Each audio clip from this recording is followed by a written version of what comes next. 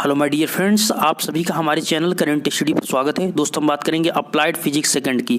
तो applied physics second में दोस्तों ये चैप्टर है चुंबकीय स्थायित्व एवं वैद्युत चुंबकत्व अर्थात मैग्नेटोस्टैटिक्स। ये मैग्नेटोस्टैटिक्स एंड इलेक्ट्रोमैग्नेटिज्म जो चैप्टर है आपका, उसी टॉपिक की हम बात करेंगे। तो देखिए ये हमने इसका वीडियो अपलोड किया जिसमें हमने बायो-सेवर्ट का नियम बताया। तो आपके पेपर्स में 5 नंबर का या आपका 2 से 3 नंबर का क्वेश्चन आपसे पूछ दिया जाता है। तो उस वीडियो को आप जरूर देखिएगा, डिस्क्रिप्शन में आपको लिंक मिल जाएगा। अप्लाइड फिजिक्स सेकंड का प्लेलिस्ट मैंने पूरी दे दी है, वहां से आप देख सकते हैं।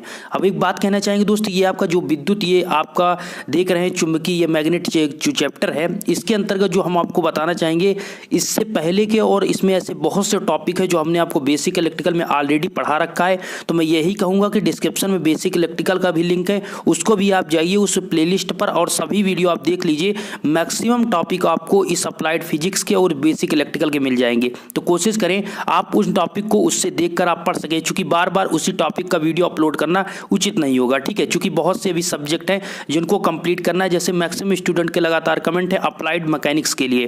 तो मैं इस सब्जेक्ट को जैसे ही कंप्लीट करता हूं और 2-4 वीडियो और आपके लिए अप्लाइड फिजिक्स का अपलोड किया जाएगा, उसके बाद मैकेनिक्स का वीडियो लगातार आपको प्रोवाइड कराया जाएगा। तो देखिए दोस्त, यहां पर दिया गया है विद्युत चुंबकीय प्रेरण के फैराडे नियमों की व्याख्या कीजिए और लेंज का नियम। ये क्वेश्चन बहुत बार पूछा गया है, इसलिए मैंने इस क्वेश्चन को लिया है कि विद्युत चुंबकीय जो प्रेरण होता है, जो फैराडे साहब थे, इन्होंने कितने नियम दिए? इन्होंने 2 नियम दिए थे। वो दोनों नियम को आपको फर्स्ट एंड सेकंड लॉ बताना है और लेंज का नियम क्या था ये चीज बताना है। तो आइए चलते हैं, शुरू करते हैं। देखिए दोस्तों, विद्युत चुंबकीय प्रेरण के सिद्धांत पर फैराडे ने जो 2 नियम दिए थे, उसमें फर्स्ट लॉ था, पहला नियम, जब किसी परिपथ से बद्ध चुंबकीय फ्लक्स में परिवर्तन हो रहा होता है तो परिपथ में एक प्रेरित विद्युत वाहक बल उत्पन्न हो जाता है। इनका कहने का मतलब समझिए दोस्तों, चुंबकीय फ्लक्स में जब परिवर्तन होगा, ऐसी कोई सर्किट है जिसमें आपका चुंबकीय फ्लक्स में परिवर्तन होता है। जब चुंबकीय फ्लक्स में परिवर्तन होगा तो एक ईएमएफ इलेक्ट्रोमोटिव फोर्स आपका जनरेट हो जाता है।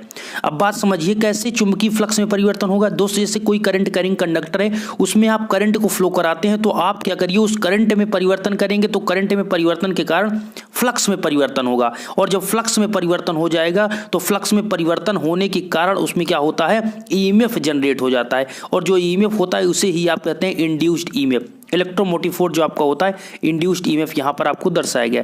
ये आपका होता है फर्स्ट लॉ के अंतर्गत। अब देखिए ये क्या था फर्स्ट लॉ, और इसी के बेस पर ये सेकंड लॉ है। तो फैराडे का सेकंड लॉ क्या कहता है उसको भी देख लेते हैं। तो सेकंड या द्वितीय नियम कहते हैं कि प्रेरित विद्युत वाहक बल अर्थात आपका जो इलेक्ट्रोमोटिव फोर्स है, ठीक है, इंड्यूस्ड इलेक्ट्रोमोटिव फोर्स है, उसका जो परिमाण होगा अर्थात उसका जो मैग्नीट्यूड होगा वो चुंबकीय फ्लक्स परिवर्तन की ऋणात्मक दर के बराबर होता है। तो बिल्कुल क्लियर हुआ दोस्त कि जो आपका जब आप उसमें क्या करेंगे, अगर आपका एक करंट कैरिंग कंडक्टर है, उसमें आप करंट जो फ्लो करा रहे हैं, आप करंट में परिवर्तन करेंगे तो फ्लक्स में परिवर्तन होगा। तो आपसे अगर पूछता है सेकंड लॉ क्या है, तो आप सिंपल कहेंगे कि जो उसमें इंड्यूस्ड ईएमएफ है उसका जो मैग्नीट्यूड है उसमें फ्लक्स परिवर्तन की दर के फ्लक्स परिवर्तन की नेगेटिव अर्थात फ्लक्स परिवर्तन की ऋणात्मक दर के बराबर होता है। अब ये नेगेटिव क्यों लगता है, ये चीज हम आगे आपको बताने वाले हैं।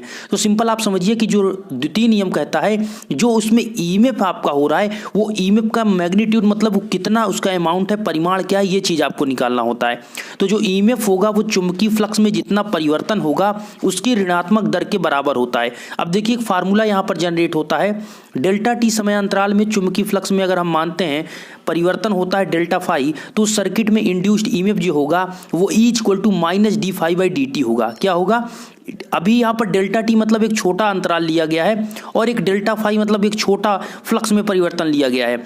तो सिंपली यहाँ पर आपका दोस्तों ये आ जाएगा E equal to minus d phi by d T.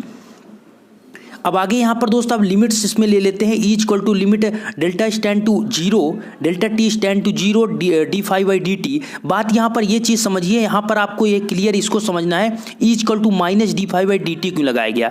तो दोस्त यहाँ पर निगेटिव जो चार्ज होता है वो इसलिए लगाया जाता है कि जो प्रेरित विद्युत वाहक बल, एक सदैव कन्फ्यूजन रहता है कि फ्लक्स किसका विरोध कर रहा है, फ्लक्स विरोध कर रहा है या फिर ईएमएफ विरोध कर रहा है। तो ध्यान रखिए सदैव कि इसमें जो आपका इंड्यूस्ड ईएमएफ होता है वो फ्लक्स के परिवर्तन का विरोध करता है। आप देख सकते हैं d phi by d t, d phi by d t आप समझ सकते हैं, तो डिफरेंशिएशन आपने मैथमेटिक्स में पढ़ा, ये एक प्रकार का परिवर्तन होता है, ठीक है। तो जब फ्लक्स में परिवर्तन होगा, जैसा कि हमने बताया, जो आपका करंट कैरिंग कंडक्टर, उसमें आप करंट फ्लो करा रहे हैं, करंट फ्लो करा रहे हैं, अगर आप करंट में परिवर्तन करेंगे तो उसमें क्या होगा, फ्लक्स में परिवर्तन, और जो फ्लक्स में जब परिवर्तन होगा उसी फ्लक्स के परिवर्तन का विरोध कौन करता है, इंड्यूस्ड ईएमएफ। जब उसमें परिवर्तन फ्लक्स में होगा तो तुरंत आपका क्या उत्पन्न हो जाएगा, इंड्यूस्ड ईएमएफ। तो इंड्यूस्ड ईएमएफ फ्लक्स का परिवर्तन का विरोध करता है, तो विरोध करने के लिए इसमें निगेटिव चार्ज ये निगेटिव साइन लगाया जाता है। तो सदैव फ्लक्स परिवर्तन का क्या करता है, विरोध करता है। अगर विरोध नहीं करेगा तो ये उत्पन्न नहीं होगा, ये भी एक रीजन है। तो ठीक है, तो इसमें जो आपका ईएमएफ उत्पन्न होता है वो उसका क्या करता है, जो आपका फ्लक्स है उसका सदैव जो उसका फ्लक्स है वो फ्लक्स में जो परिवर्तन हो रहा है उसका आपका विरोध करता है, इसलिए नेगेटिव चार्ज यहाँ पर लगाया जाता है, नेगेटिव साइन इसीलिए।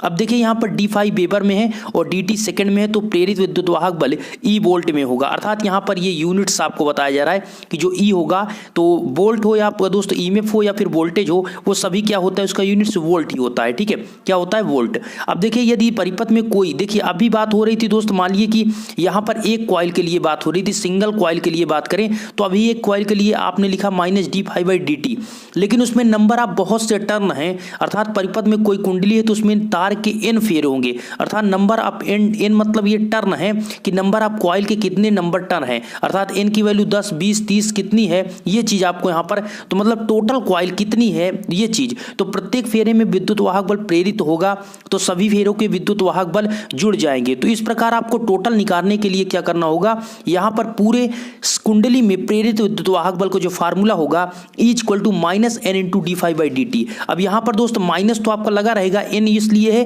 कि यहाँ पर टोटल जो आपकी सर्किट है उसमें जितने नंबर आप यहाँ पर टर्न है उसकी संख्या है, तो यहाँ पर n into d phi by d t होगा। अब एन को यहाँ पर अंदर कर लिया गया, minus n into d phi by d t हो गया। अब सिंपली यहाँ पर दोस्त ये आपका एन फाई जो होगा कुंडली में यहाँ पर क्लियर किया गया, फ्लक्स लिंकेज की संख्या होती है और यहाँ पर इसका मात्रक होता है वेबर टर्न। क्या होता है, वेबर टर्न। किसका मात्रक दोस्त, यहाँ पर जो आपको यहाँ पर बताया जा रहा है एन फाई का मात्रक यहाँ पर होता है वेबर टर्न।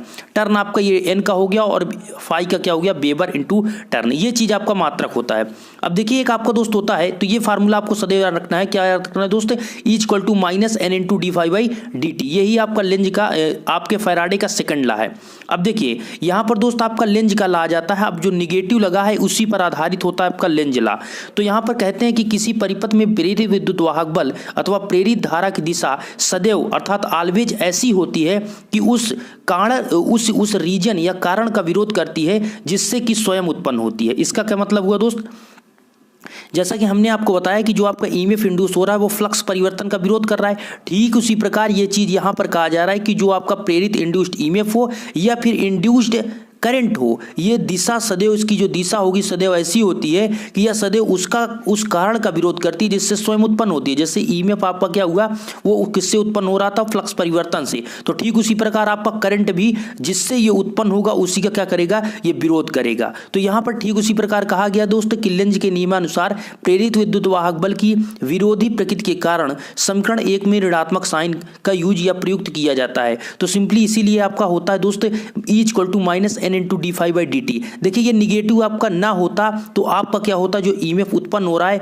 ये एक कंडीशन में ना उत्पन्न होता, क्योंकि जब उसका क्या होता, फ्लक्स का परिवर्तन का विरोध ही ना करता।